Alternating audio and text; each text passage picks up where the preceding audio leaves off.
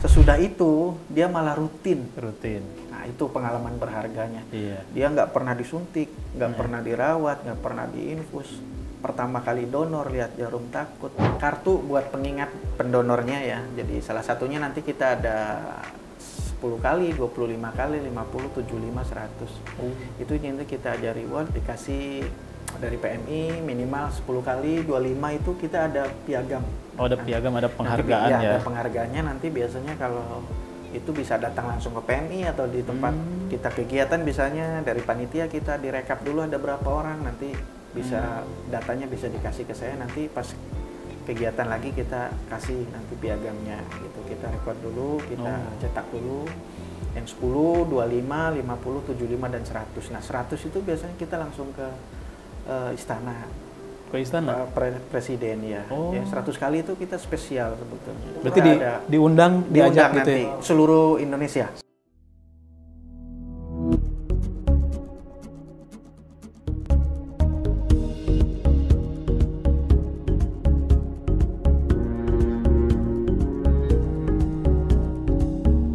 Selamat pagi Pak Ujang. Pagi, alhamdulillah. Iya, apa kabar Pak? Baik, alhamdulillah. Hari ini baik. Baik, dari Pak Ujang dari Kasubag Pelayanan PMI Donor Darah Kabupaten Karawang. Ya. Hari ini donor darah lancar Pak?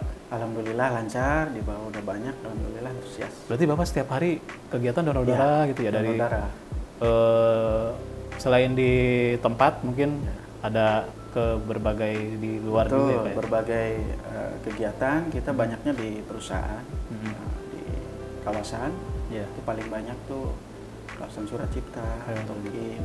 Alhamdulillah kita hari ya? kerja banyaknya ke perusahaan. Gitu. Kalau weekend bisa ke perumahan, kadang di tempat ibadah juga ada.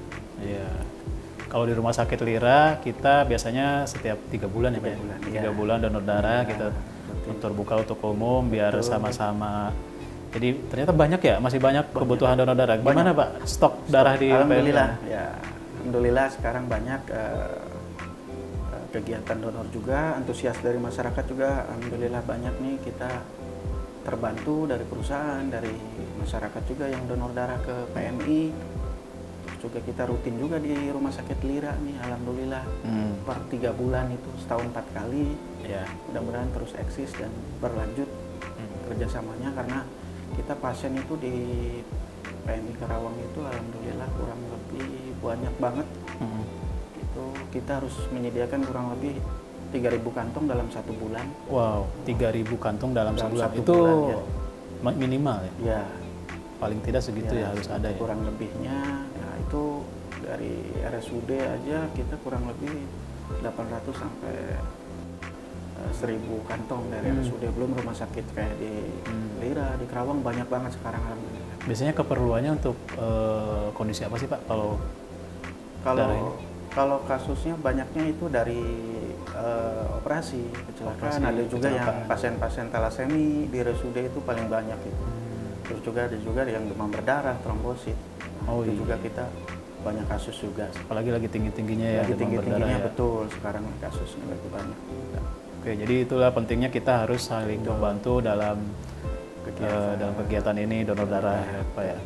Nah, mungkin nanti kita mau bahas nih, sebenarnya donor darah itu aman gak sih gitu. Mungkin ada beberapa orang yang masih, ngapain sih donor gitu, terus atau dia takut, ada perasaan jangan-jangan nantinya habisnya lemas, nanti kan perlu dikomunikasiin juga nih ke penonton. Ngomongin donor darah nih Pak, sebenarnya syarat utama donor itu apa? Pertama usia dulu.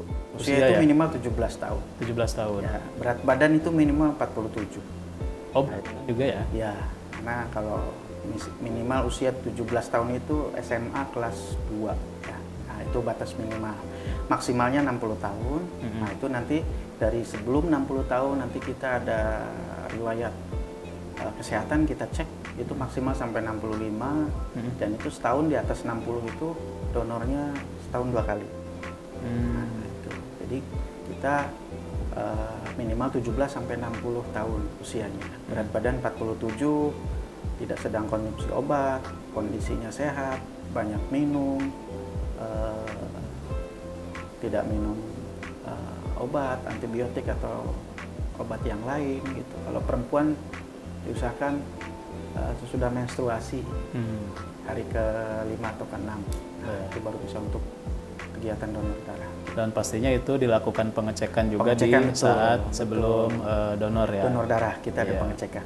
Nah itu kan pengecekan sebelum donor darah, jadi semuanya harus di screening ya, supaya nanti pas pengambilan darah pun darahnya juga tidak ada gangguan mungkin ya, tidak. Maksudnya layaklah untuk diberikan kepada yang membutuhkan. Nah, yang pas mau donor nih, kita misalkan mau donor nih Pak, ada nggak pantangan atau makanan atau konsumsi yang nggak boleh dimakan dulu sebelum donor darah? Ya, itu minimal 2 jam sebelum ini jangan makanan berat dulu, karbohidrat terutama nasi gitu ya. Oh gitu. Nah, itu minimal 2 jam sebelum donor. Nah, itu. Karena nanti kalau habis makan ditakutkan nanti darahnya lipemik itu agak kental dan agak rusak. Jadi kental ya. Itu minimal 2 jam sebelum makan ada jeda dulu untuk. Jadi kalau saya udah sarapan nih jam 7, berarti baru bisa donor 7, 8, 9, jam 9 ya. Jam 9 bisa donor. Bisa donor. Oh, gitu. Berarti ada. Itu berpengaruh nanti di proses pengolahan darahnya nanti. Kalau belum sarapan sama sekali? Belum sarapan, sebaiknya banyak minum. Banyak minum aja? Banyak minum air. Oh. Jadi atau yang ringan dulu boleh, mau roti atau telur juga, nggak jadi masalah. Nggak juga nggak apa-apa, banyak minum, tidurnya cukup malam. Nah nanti kan biasanya kalau udah donor nih, kadang ada yang suka lemes gitu, ada yang ngantuk. Nah itu gimana tuh Pak? Biasanya kalau itu banyak faktor ya. Biasanya dari mungkin dia nervous yang berlebih, jadi takut sebelum pelaksanaan donor. Takut jarum suntik. Takut jarum suntik, banyak faktor sebetulnya kalau untuk itu. Kalau biarpun dari pemeriksaan kita bagus semua. Dari tensinya, dari HB-nya, dari semua itu bagus. Tapi ada tidak menutup kemungkinan ada juga yang nervous atau pusing, mual, itu bisa terjadi. Nah, itu biasanya tidurnya malam harus cukup, jangan kurang dari 5 jam. Oh iya, dari riwayat tidur juga harus diperhatikan ya. Riwayat tidur, terus juga banyak konsumsi sayur, buah juga, ya kacang-kacangan, daging juga jangan terlalu banyak gitu kalau sebelum donor persiapannya. Oke, berarti biar nanti pas udah donor tuh nggak terlalu lemas banget lah gitu ya. Terlalu lemas. Kalau misal ngantuk-ngantuk dikit mungkin normal ya? Normal, Pak, itu masih normal. Kan nanti juga kita habis itu makan lagi, konsumsi lagi gitu ya. Jadi energinya ada lagi gitu ya Pak ya. Betul. Nah terus bicara soal donor darah, mungkin si donor darah yang kita donorkan akan bermanfaat untuk pasien yang membutuhkan. Nah, ada nggak sih manfaat dari dari si pendonor itu sendiri secara nggak langsung? Gitu? Banyak sebetulnya. Salah satunya kan nanti kita juga ada pengecekan di tensi ya. Pertama untuk pendonornya juga ada tensi, kita pengecekan. Terus juga nanti ada cek kekentalan darah, hemoglobinnya kita cek. Terus juga nanti sesudah pengambilan kita nanti ada laboratorium kita cek juga di situ. Jadi ya intinya buat pendonor juga banyak manfaatnya gitu. Salah satunya kayak mini medical check up. Jadi nanti pendonor juga kita cek ulang darahnya. Jadi yang udah dinyatakan itu bagus itu biasanya kita biasanya ada info kalau nanti darahnya bermasalah sudah donor. Jadi mingguan biasanya kalau ada bermasalah. Kalau ada bermasalah, tapi kalau misalkan si darah pendonor itu nggak ada masalah, berarti nggak ada info. Nggak ada info biasanya, karena nggak ada tuh personal ya pendonornya. Oke, jadi jadi itu juga sekalian medical check up mini lah ya. Betul. Jadi si pendonor juga nantinya tahu biar bisa ada pencegahan. Saya harus ngapain nih gitu ya Pak ya. Salah satunya itu sih intinya. Pencegahan biar nggak ada penyakit-penyakit yang yang menyusul gitu. Betul. Ya di kemudian hari. Nah, aku mau nanya nih, benar nggak sih kalau misalkan kita donor, gitu kan kita sekaligus membuang zat darah kotor yang di dalam gitu, benar nggak sih Pak? Itu sebetulnya proses itu pengambilan darah ya. Jadi dia secara normalnya kan pengambilan darah dalam tubuh itu di donor itu kita 350 cc ya. Jadi sesuai dengan berat badan, ada persyaratan juga. Jadi Jadi intinya jadi ada regenerasi dari sel darah merah nanti dalam tubuh, intinya ke situ. Jadi banyak manfaatnya, salah satunya itu. Jadi biar darah tubuh kita meregenerasi darah baru. Lagi darah baru, karena dia periodiknya kan minimal laki-laki itu 2 bulan, 60 hari, itu bisa donor lagi. Kalau perempuan itu 3 bulan, karena dia ada menstruasi. Iya, ada menstruasi. Salah satunya itu. Jadi bagus buat perempuan juga, lebih bagus. Terus juga laki-laki apalagi gitu kan, lebih bagus lagi nanti. Jadi stabil terus nanti di kadar HB-nya juga, dari pola makan apa juga, itu manfaatnya salah satunya itu. Jadi banyak banget donor darah. Bisa buat diet nggak tuh Pak? Sebetulnya kan darah diambil jadi berat badan turun gitu ya. Ya sebetulnya banyak ya awam pada takut gitu dengan darah. Jadi kita sebetulnya nggak usah takut, karena kita juga nanti ada pengecekan ulang. Jadi nggak usah nervous yang berlebih. Kita ada pengecekan dulu di persyaratan juga, berat badan segala macam. Kita anamnesa nanti di bawah juga. Jadi belum tentu juga kita bisa keambil. Kalaupun nanti belum bisa, kita ada sosialisasi nanti, penjelasan nanti dari pihak petugas PMI bahwa tidak bisa diambil karena apa. Kenapa? Artinya apa tensinya. Nah nanti ada konseling, nanti kita ada bantuan nanti untuk tindak lanjutnya bagaimana. Jadi dia juga bisa introspeksi gitu ya, maksudnya ini kok saya nggak bisa donor, berarti dikasih tahu biar nanti ada pemeriksaan lebih lanjut lagi seperti apa gitu ya Pak. Karena kalau misalkan didiamin aja kan kita nggak tahu ya kondisi kita kayak gimana gitu ya. Makanya di donor darah ini sekaligus pengecekan juga. Pengecekan, salah satunya itu manfaatnya, ada pengecekan tensi, pengecekan HB, itu salah satunya itu. Dan selama, berarti Pak Ujang di donor darah ini udah berapa lama Pak? Wah, saya 2008 masuk. 2008 ya? Itu 2008 lebih. Saya masih baru lulus SMA Pak. Di PMI udah lama, ya kurang lebih 15-16 tahunan lah, kurang lebih ya. Ada pengalaman menarik nggak yang berkesan selama donor darah? Oh, banyak. Salah satunya ya dari inilah, misalkan kegiatan gitu ya. Kalau misalkan tadinya takut banget, fobia banget, saya motivasi pendonor yang baru pertama, Pak, saya belum pernah diinfus, belum pernah diambil. Nah itu pada saat itu dia bertanya ke saya kasih gambaran, Pak, kalau donor Bapak pernah takut ini, ya gimana caranya Pak? Pertama kita harus tenang dulu Pak, tidurnya cukupin, minumnya banyak, tidur cukup, apa segala macam. Nah itu salah satunya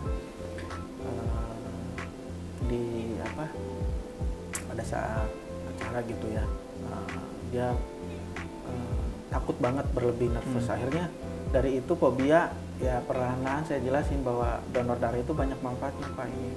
Ya, intinya kalaupun takut jangan dilihat proses pengambilannya, udah itu aja. Iya, merem aja ya. Merem aja, kita takut fobia, tapi sesudah itu dia malah rutin. Nah itu pengalaman berharganya. Dia nggak pernah disuntik, nggak pernah dirawat, nggak pernah diinfus.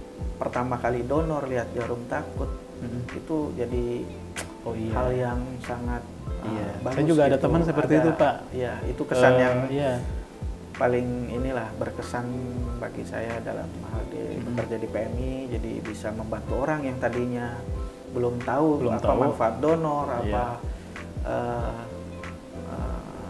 jadi di darahnya gitu, apa banyak ininya. Akhirnya ya sedikit-sedikit tahu lah sedikit. Gitu. Karena dia mungkin mulai ngerasain di badannya tuh kayaknya ada yang berubah nih, kayaknya enakan nih gitu. Enak, gitu. Karena yang dialamin teman saya juga gitu Pak. Dia awalnya di sini nih pertama kali di Lira donor, udah saya takut jarum ini itu.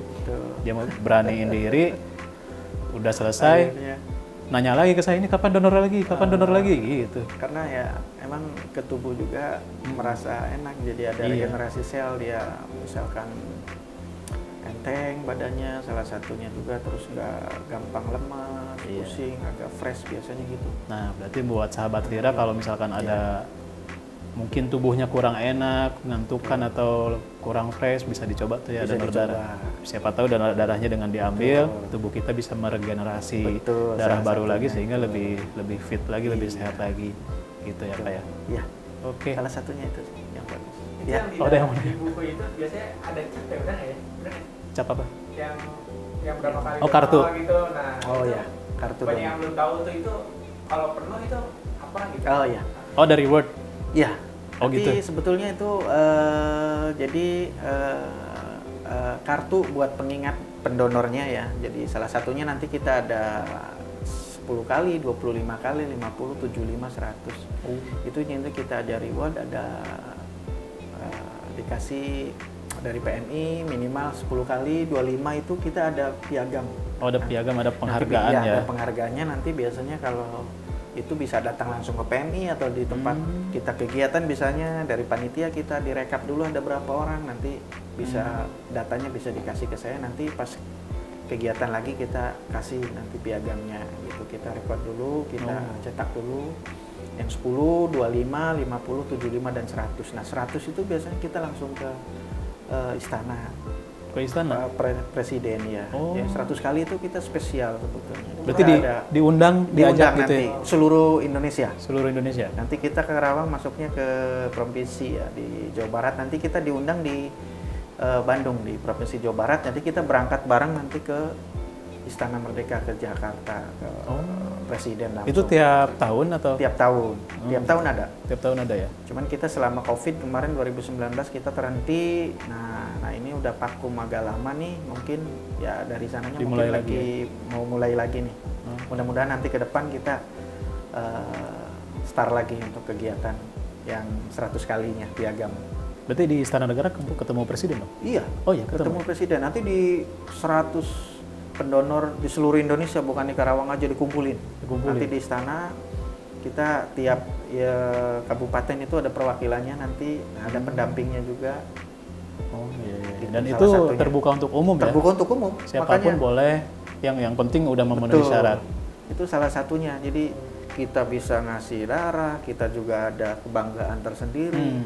Nanti ada momen-momen bersejarah, nanti kita juga bisa buat nanti ke anak kita bisa menyampaikan ini dapat piagam nih ayah dulu ke kegiatan donor ada gitu cerita kan. Itu buat juga ada anak-anak. cerita. Nanti biar generasi kita yang melanjutkan nanti bahwa manfaat donor itu sangat luar biasa. Buat kita pribadi, buat orang lain udah jelas di rumah sakit yang membutuhkan. Jadi jelas. nilainya udah sangat bermanfaat, sangat banyak banget. Karena memang siapa tahu satu tetes darah kita itu bisa jadi nyawa buat mereka yang membutuhkan ya Pak ya. Pasti itu di rumah sakit itu, jangan satu tetes itu. Iya, banyak banget yang membutuhkan. Kalau ada minimal umur kan 17. Ada Iya. maksimal umurnya? Maksimal 60. Ada? Oh, udah ya? Iya, Udah. tadi udah. Maksimal 60. Nah, itu maksimal. Jadi kalau di atas 60 itu kalau masih ada yang mau donor sebelum 60 itu rutin, itu maksimalnya 65 secara persyaratannya. 65 jadi setahun 2 kali nanti di atas 60 tahun itu.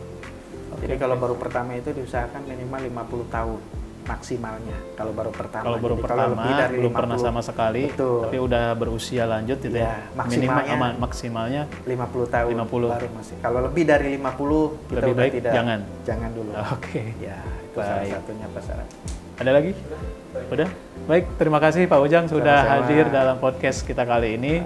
Ya. Berarti kita akhiri saja, sampai jumpa di podcast berikutnya. Ya. Dadah. Ada.